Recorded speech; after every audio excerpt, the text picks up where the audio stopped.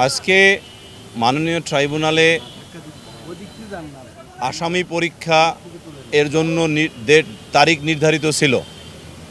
সেই আদেশের পরিপ্রেক্ষিতে ট্রাইব্যুনাল তার পূর্ব নির্ধারিত আসামি পরীক্ষার জন্য সকল সাক্ষীর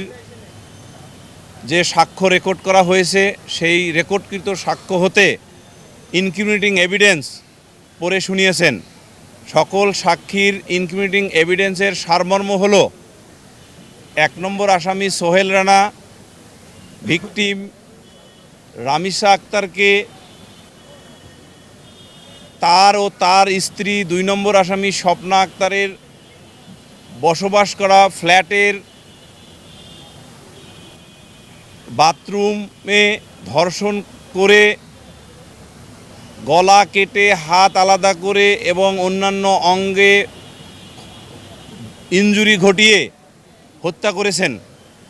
এবং এই হত্যাকাণ্ডের সময় 2 নম্বর আসামি স্বপ্না খাতুন